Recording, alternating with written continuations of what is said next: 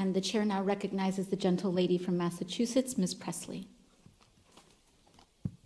Thank you, Madam Chair. There is not a single doubt in my mind that the growing number of hate crimes taking place in this country are a byproduct of the hateful rhetoric being spewed regularly by the current occupant of our White House. This administration has emboldened white nationalism, white supremacy, and far-right extremism, including anti-Semitism and Islamophobia, all while suggesting these groups do not present a growing threat to our communities and national security. We know otherwise, and the witness testimony we've heard today is further proof that this is not the case. I want to thank the witnesses for being with us today, and I want to extend my deepest condolences to Mrs. Bro and the countless other families who have lost loved ones due to intolerance, hate, and bigotry. Mrs. Bro, your courage to come before us today and to stand up for what is right is a testament to the love that guided Heather's life and her quest for racial and social justice. Although there is no hierarchy of hurt throughout our nation's history, hate crimes have disproportionately impacted the Black community.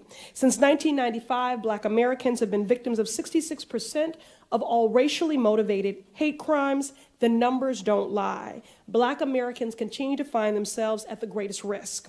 This year marks 400 years since the first African slaves arrived on the shores of Jamestown in the hull of ships, robbed of their freedom, culture, and humanity. Racism against Black Americans is entrenched in the enslavement of our African ancestors and has manifested in our nation's institutions and policies. And despite the progress we've made as a country, Black Americans are still treated as second-class citizens, disproportionately targeted for driving while Black, walking while Black, lunching while Black, organizing while Black, literally existing while Black.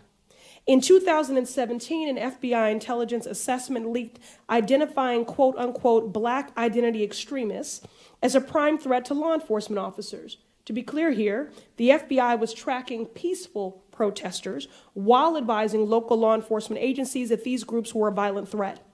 This is the same agency that secretly spied on Dr. King and civil rights activists for their pursuit of equality for Black Americans, a movement that at the time, if we're telling the truth, was vilified, and yet today we celebrate. Mr. Austin or German, yes or no, since I have limited time, do you believe that so-called Black identity extremists are a significant threat to law enforcement? Yes or no? The name BIE is a made-up term that is reckless, and that is something that is simply going to continue the problems that we are seeing right now, where 1,000 people die at the hands of law enforcement every year. It should have never been put out. It should have never been given to state and local. It should have never been done. And I agree with that statement. Okay, so again, for the record, do you believe that so-called Black identity extremists are a significant threat to law enforcement? No, I don't believe there's such a thing. Thank you. Mr. German, are you aware of any data that would justify the FBI's focus on that issue or surveillance of groups like Black Lives Matter? No, not data that would justify that. I don't believe there's data that would justify that kind of surveillance. Are you aware of the agency's use of face recognition technology to survey and target groups like Black Lives Matter? I'm aware that facial recognition technology is being used in law enforcement broadly and by the FBI as well.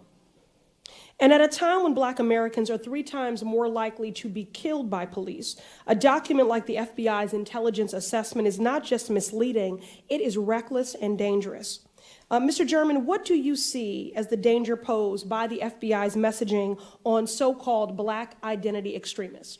Well, if you look at that intelligence assessment, it has a lot of information, very poorly analyzed, putting things that are not related together in a way that poses a scary message to law enforcement without any advice about what to do about it. So all that they can do is be afraid that Black activists pose a threat to them. So when any kind of group goes out to engage in its First Amendment rights, the way the police are going to respond to them is as if they are a physical threat to law enforcement, and that can be very dangerous. All right, and since I'm running out of time, Madam Chair, I ask unanimous consent to include a statement for the record from Rabbi Jason Kimmelman-Block, Director of Bend the Ark Jewish Action. Without objection, so ordered. Thank you. One of Heather's last Facebook posts shared was, and I quote, "If you're not outraged, you're not paying attention," unquote. I hope this conversation sparks the outrage that we need to finally shed light on the evils of white nationalism and far-right extremism and invokes the will and the courage to tackle it head on. Thank you, and I yield.